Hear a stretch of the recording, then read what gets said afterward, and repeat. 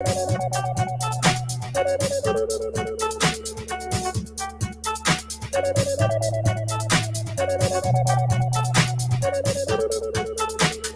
right, good afternoon, everyone. I'm Kimberly M. Starks, accredited public relations practitioner and the principal consultant of the specialist communications firm Blue Scorpion Reputation Management. We're based in Atlanta, we have national reach, and we are specialists to the video gaming industry. Consider this talk today to be a clinic, if you will, a Q&A. There is no prepared speech or presentation. The talk is about managing your reputation as a video game content creator, and if you are an executive or an owner of a video game studio, some of the things that you need to take into consideration as you navigate the industry. Before I begin taking questions and us having this intimate conversation, I want to give you a little bit of background as to who I am and how I entered into the gaming industry.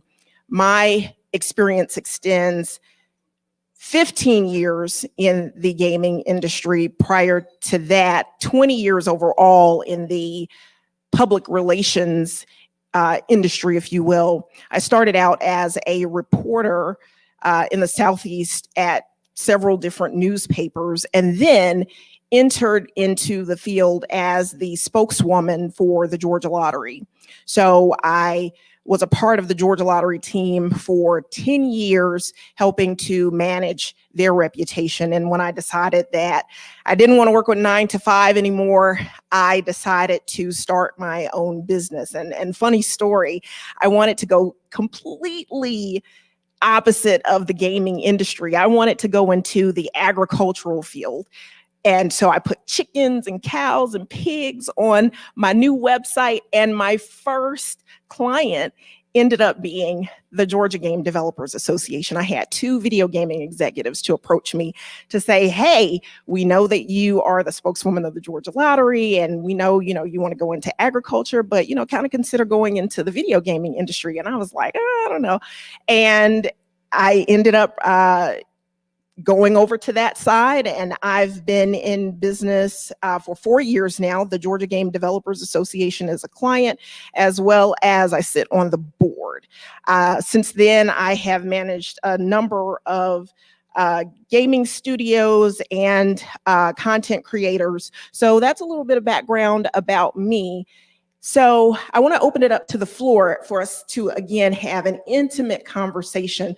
I do want to provide the caveat that I am not a gamer by nature, in that I've played video games. However, my knowledge extends from the public relations side. So again, I am an accredited public relations practitioner, so I have a deep knowledge and understanding of the workings of PR, and I have a specialization in reputation management. So from that perspective, that's where we'll set the bar and have the conversation. So again, today I'll be giving you all of my tips and secrets and tricks, and this is a value add to you. Ask any question that you'd like, and if I'm not able to answer the question, I'll be sure to circle back on the back end. If anyone wants to learn more about Blue Scorpion Reputation Management, you can visit us online at bluescorpionrm.com.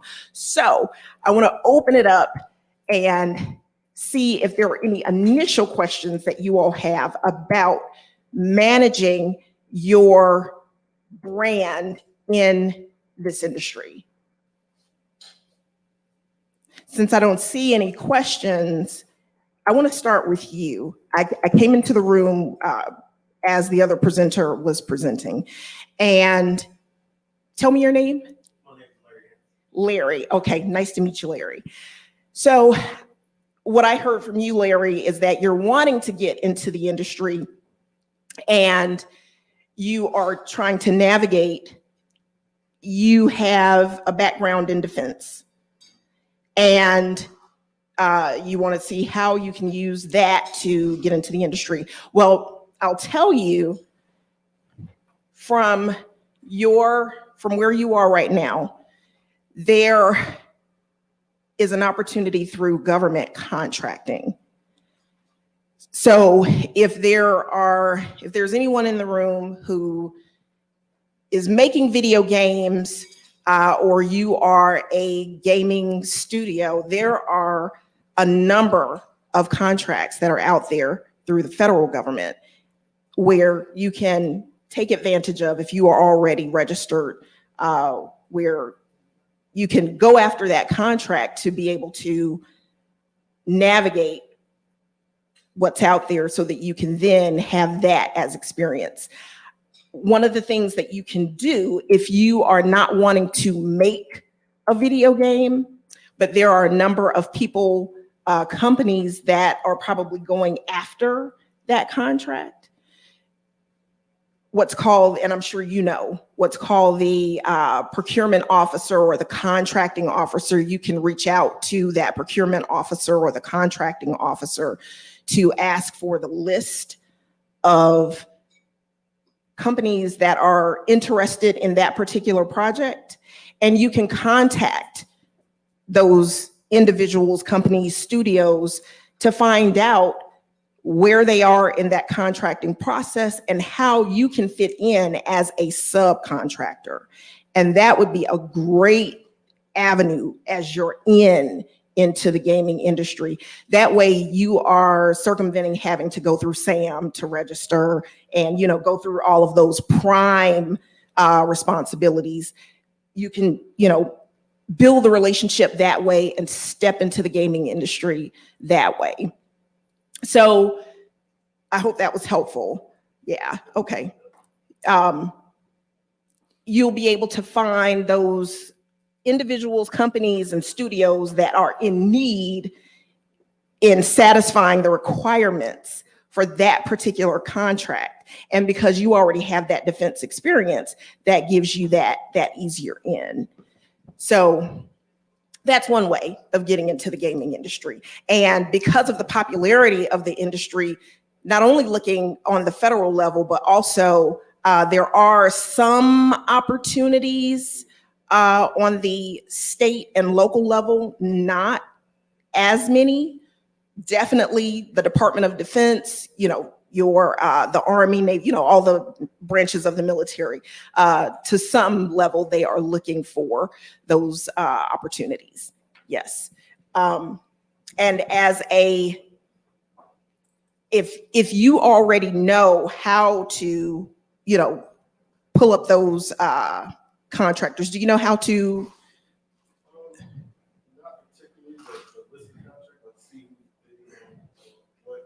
Right. Okay, so yeah, that's a key to know how to even see those procurement opportunities. There are a number of free resources, free websites that you can go to find out what is on the marketplace in the federal space. So if you want to do a Google search to see federal procurement contracts or opportunities, there is fedbid.net that you can go to. Mm-hmm.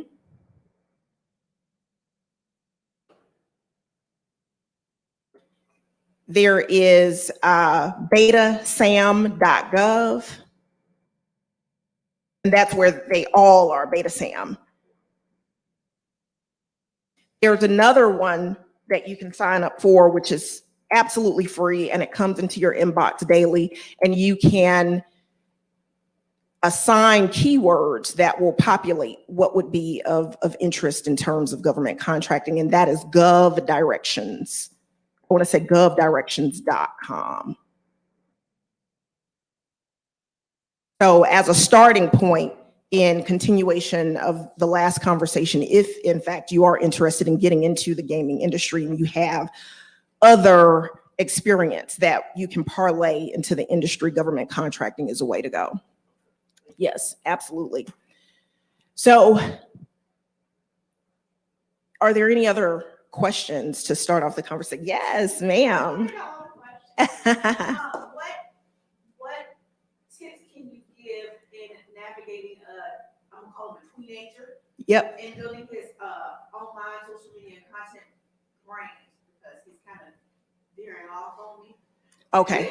And I want to, I want her to not limit his opportunities about what he puts out this early in his, career. Right, absolutely. And I think it's great that he's going off into this particular path. There are a number of opportunities. And of course, the younger you start, the higher your chances of getting into the gaming industry. So branding is very important.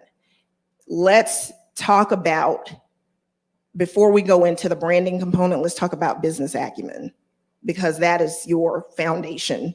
You can put all the things out there in the world, but if you don't have the business acumen basics, then it really won't get you that far. So what I mean by your business acumen basics, using your son as an example, he knows that he wants to become a coder in the gaming industry. So that means that in order to get to where he wants to be, there are some fundamental steps that he's going to need to establish. Networking and building relationships is so very important. And I'm sure we've all heard of this term, word is bond, right? One of the first things, if you don't know anything else in this industry, is that your word is bond. So as you get out and you build these relationships, because relationships is your currency. If you think that the money is the currency, no, relationships is the currency. And the way that that currency of relationships continues to flow is by your word. So having that as the foundation. Now, using your son as an example, now that, we've set that foundation, he's got to determine how he wants to move in the marketplace. I'm a big proponent of taking what it is that what you're passionate about, and turning that into what I call a SME, an SME, subject matter expert. And this goes for anybody in the room. I'm passionate about PR. I'm passionate about marketing and digital marketing, but I don't know that much about the intricacies of video gaming. In lieu of that, I know what I know, and I know how to use that in order to get to where I need to be. Now, couple that with the relationship building and the networking, then that takes me and keeps me where I need to be. So if he is passionate about coding, then as that subject matter expert in coding, that means that one, and we'll just use, our tool, if you will, as the spreadsheet. You decide, what tool works best for you, but for the sake of conversation, the spreadsheet. We're going to take the spreadsheet. We're going to identify using social media, LinkedIn being that #1 platform for professionals. We're going to go to LinkedIn, and we are going to find out where the coders are. Using that spreadsheet, we're going to enter those names. Who are our coders? We're going to also go to the association, if there is a coders association, if you will, and we're going to enter in who are the major players in that space, and we're going to make that list. So we're list building. We're doing our research. We're going to find out who the major players are. Now, if there's a particular area within coding that your son is particularly passionate about and wants to hone in on, then that means that from a social media perspective, using LinkedIn, again, as the platform, once he's done the research, identified who is the major player in those spaces, creating content. And the underlying factor in all of this is consistency. So if content is king, consistency is queen. So building out that calendar of what it is that content is going to be, either it's going to be a blog, photos, videos, whatever he likes, and targeting that list that he's built. He's going to roll out a series of content targeting those particular contacts.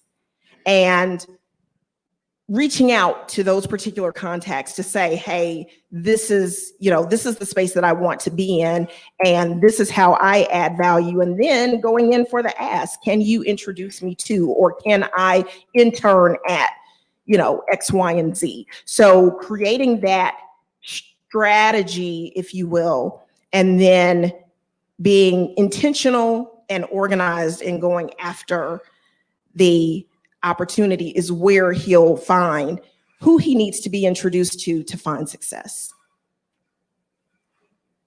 Yes, absolutely.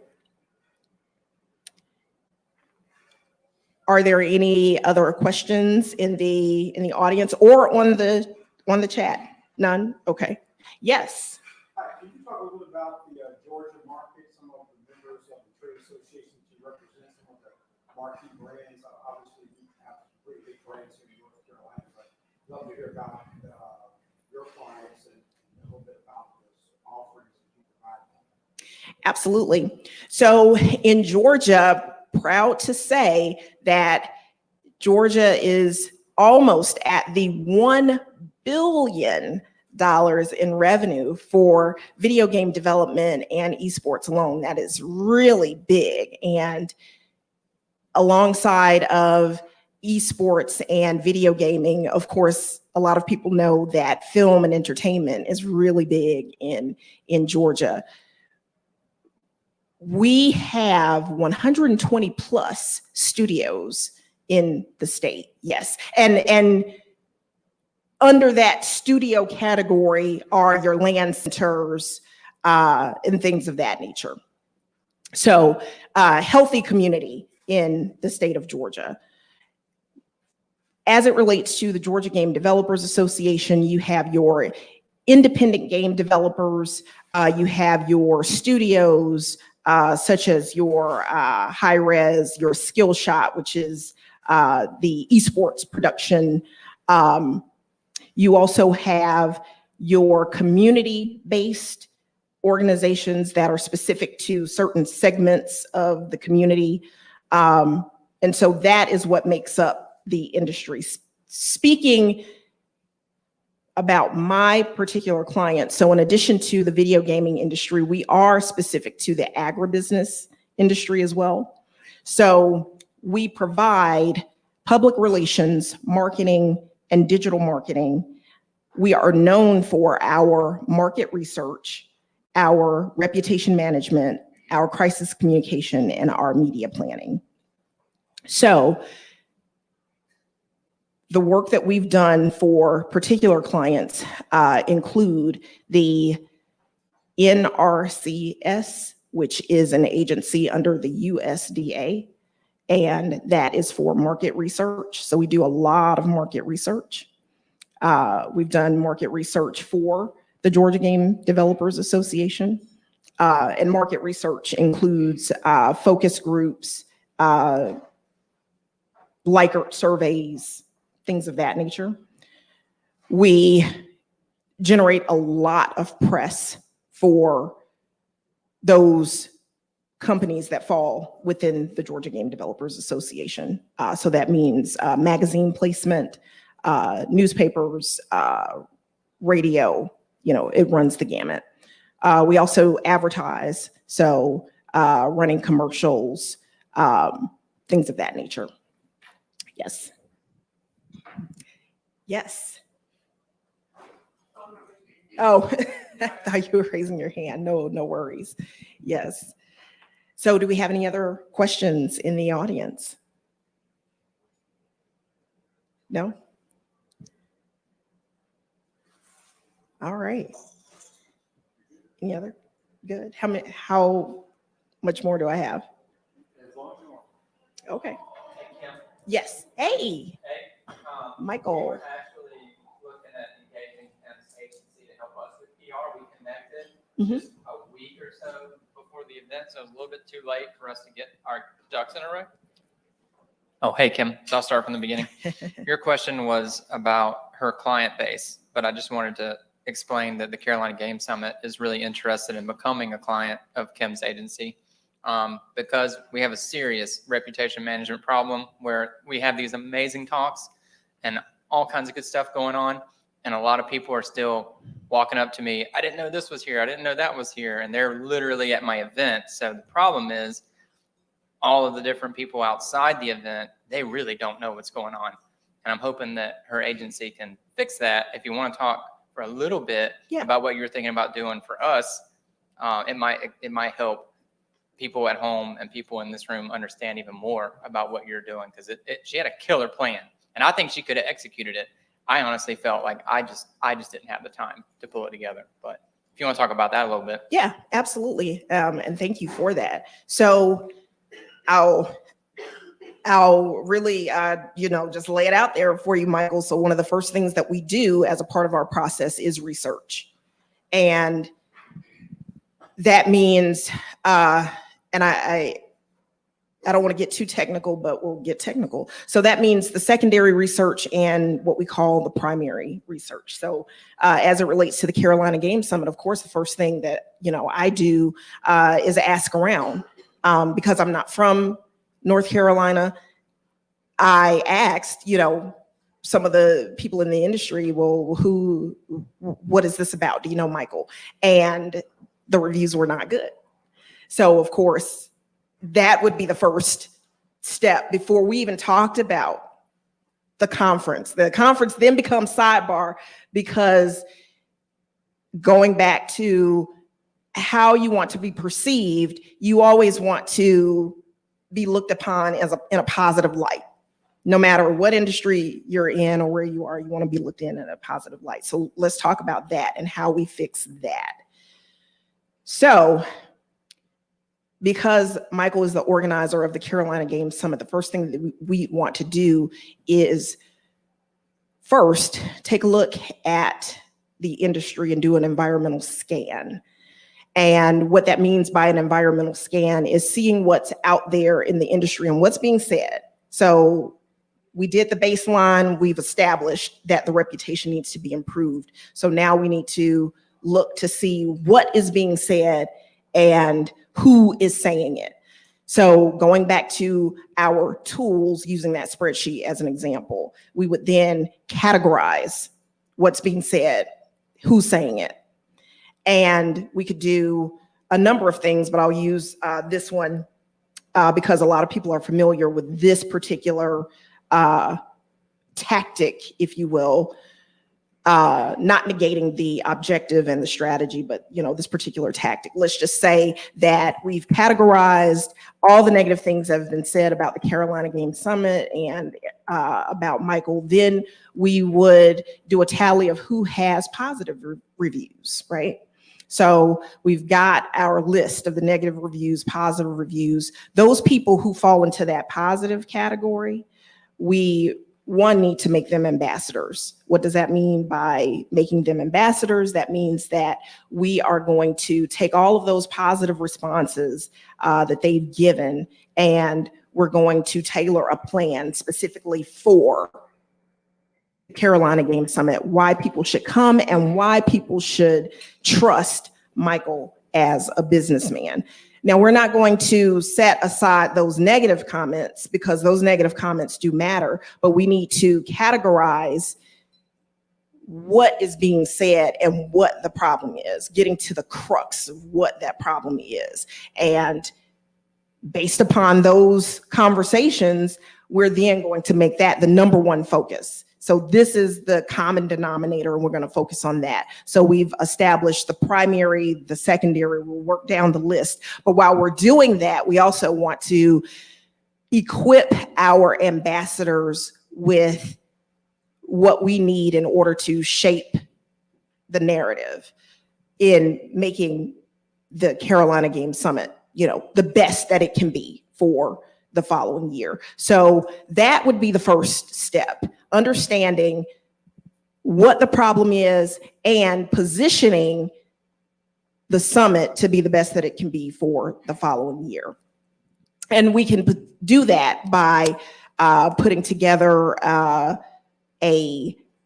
kit that is distributed to those ambassadors and what they want to say, how they want to say, how we want for them to say it. And where that information is distributed.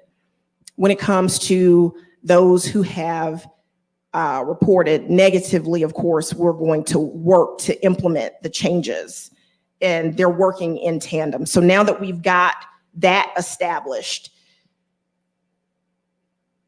talking about the Carolina Games Summit itself, now we're going into the category of your marketing and your digital marketing, because you can put together an event, but if no one knows about your event, it doesn't matter. So that means that, one, in advance, going back to the spreadsheet, we need to tap those who you want to be here. And if there are some within that negative category that are like, you know what, I'm done, I don't want to be a part of it anymore, then that means that we need to either have one-on-ones, and I'm just using that as an example, not, exactly what would take place, but changing the heart and minds of those who are in that negative, line of thought about the summit, and getting them to change their mind to be able to at least come to the table in using their network and or themselves being a part of the game summit so that next year's event is successful. So we're doing the marketing and the digital marketing, but before we even get to the digital marketing, let's talk about the marketing and pulling together an events team for marketing purposes. So that means tailoring the run of show. So, and Kim, one yes. thing that you did mention that I really liked, and we tried to implement this, it was, we have such good stuff, and we do have press here, but we don't have a packet for the press members. And you mentioned that as part of your on-site last-minute thing that we could inject into this event. Right. We had, 5 different TV stations here yesterday. If I had a packet of, hey, go see this exhibitor, one actually just walked out of the room. Dion's a great example of an exhibitor that I would love every press person to talk to. But you would never think to go to his booth and talk to him unless you knew what he was doing. And that press packet, that was super interesting to me. That I know you're going to get to it later, but I have to leave. But I really wanted to mention that was neat, because there's a lot of times people will email me and say, Mike, I only have an hour and a half at this show. I need to know, what do I need to see? Who do I need to talk to? And I can write out a list, but like having that ready. And then the other thing you mentioned was having press specific meetings. We're not talking bribing people here, but we're just talking about giving them the information that they need, maybe in a separate setting, maybe a meeting, maybe there's dinner, but something that they can have and take with them. It could be YouTubers, it could be local media, it could be anybody really, because it would be open. But that was a genius idea too. We didn't execute on it this year, again, too late, but I love those ideas. Oh, and thank you for that. And yes, we'll talk about the PR component, which is the extension of the brand. So I know I've hopped around a bit, but if you follow along with me, you have your brand, you have branding, you have marketing, and then you have your public relations, which is getting the message out, the earned media, if you will. So going back to the coordination of the event, that's where your marketing falls, where you are getting, everything coordinated and aligned for what's to come. And then you have your digital marketing, where you're putting up your advertisements, where it goes, throughout the stratosphere, wherever you want for it to go. And again, to Michael's point, the PR component, where you are targeting specific media outlets, be it international, national, regional, local, even your hyper local. And depending on the outlet, they may be interested in using you as an example, people who want to get into the industry and don't necessarily know. So that means that we would be reaching out to some of the attendees in advance to say, hey, we want to position you for an interview and get you prepped and ready to interview with that particular media outlet that's interested. So that is, in a nutshell, what we have planned for the Carolina Game Summit. But the most important component of all that I've said, because we've done the research, we know what the problem is, we have discussed the solution. So on the back end is a contingency plan. And that's really important, given, especially if you're managing your reputation. Contingency planning, what that is, and this is for the gaming studios, there's what's called the crisis management life cycle. And at some point, if you're a content creator or if you are a gaming studio, you're going to run into some issues. But there's a difference between an issue and a crisis. And the first 24 to 48 hours is when you're dealing with a crisis is most important. After those 48 hours, the train has left the station and you are now in the court of public opinion. And the way that the public perceives you, oh my goodness, the way that you want to mitigate that and not get into the court of public opinion, because you know that requires a lot of work to reel back in, is to manage the issue. Before there's a crisis, there's always an issue. And if you are communicating with your stakeholders or your audience, whoever that may be, you typically can identify what the problem is to be able to stop that problem before it becomes a full-blown clusterfuck. I couldn't think of any other word.